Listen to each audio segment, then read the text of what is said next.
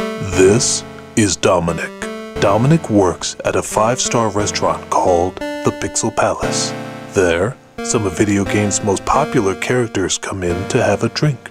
Sometimes they share stories and even secrets, for as we all know, what the bartender hears is confidential, isn't it?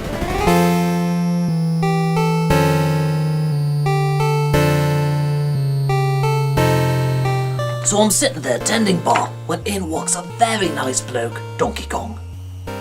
Now, Donkey Kong may not be the brightest banana on the tree, but he's a real nice guy. So he sits down, I make him a banana daiquiri, and I say, "Oi, DK, what's been going on?" And he says, "Big trouble at home." I go, "Really? Well, do tell." And he says, "Me and Pauline have big fight." I go, "Oh, Pauline, the woman that you used to kidnap and keep at the top of the Legos or whatever those were. I didn't know you two got married." And he said, "Well, it started off as forced company, but then we get to like each other. Really like each other. Sex. We had sex." And I said, "Thank you, I know what you're talking about." And I said, "What about Mario? I thought he was always trying to rescue her." And he said, "No, he fought for other person. Princess Bitch, I think." I said, "I think it's Peach." He says, "No, it's Bitch." Lord knows I'm not going to argue with a 10-ton gorilla, so I said, "Okay, Princess Bitch."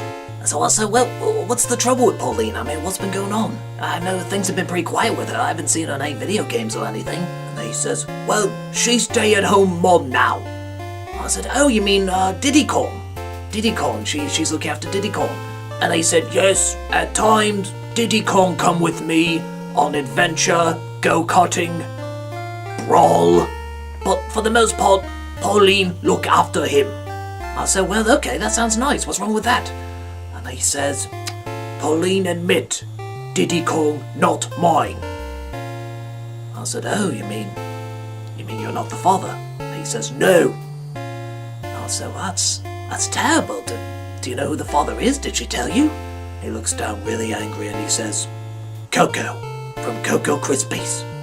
I mean, I guess it makes sense. I mean, they both have the hat and the t-shirt and everything, but I said, I didn't even know Pauline had a thing for monkeys. And he says, "At first she didn't."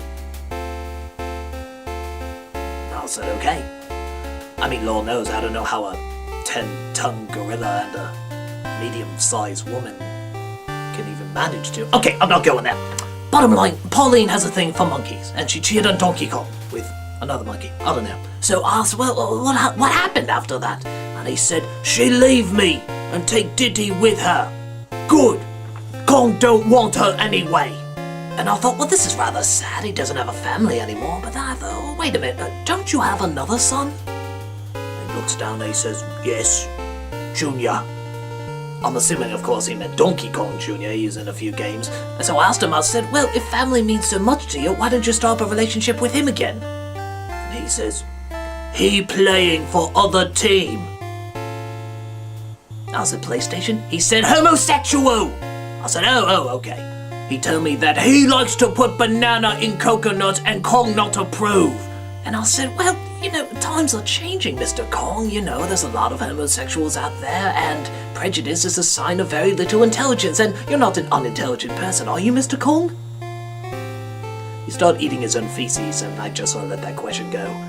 And he said, "Junior, an abomination. I want manly gorilla. He watched Twilight." And I said, "Well, it's a shame, Mr. Kong. I mean, you seem like a real nice guy. It's a shame something like this should get in the way." He says, "Oh, Kong don't want to talk to you anymore. Kong, leave now." Paid his check and headed on out. But on his way out, speak of the devil, he actually comes across Junior in the bar. He's sitting there, he's having a drink with somebody, and wouldn't you know it, he's having a drink with Link. And if he knew half of what I knew about Link, I would tell him in an instant, "Don't go with this guy, he's gonna break your heart." And do God knows what else to you. But it looked like Junior was crying. As I tried to listen in, I heard that Link was actually breaking up with him. Oh, big surprise. And as they were talking, Junior was saying, Why are you breaking up with me? I thought we had something special." And Link says, "Look, we had our fun. I always wondered what it'd be like with a monkey, but time to call it off." And Junior kept insisting, please, can't we work it out? Can't we do something about this? And Link said to him, why would I want to be associated with a damn dirty ape? But little did they know that Donkey Kong was standing there, listening the whole entire time. He taps Link on the shoulder and he says, that my son. Link smiles with his cocky smile and he says, I'm so very sorry for you. Donkey Kong grabs Link's head and smashes it into the table. He then rips the hair out of his head like he was peeling a banana. He then smashed his body against the wall maybe a couple dozen times and then he threw him out the window. And of course Junior's just standing there dumbfounded, he doesn't know what to say. But he does manage to look up at his father and he says, thanks, Dad. Donkey Kong looks down at him and he says, you still my son. He walked out the door and he never looked back. Now some say that he went straight home and he called his son and they talked for hours after that.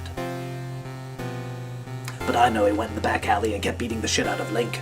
I mean, either way, it was a great affection of love and it was very, very touching. Even if it is unbelievably violent and gory.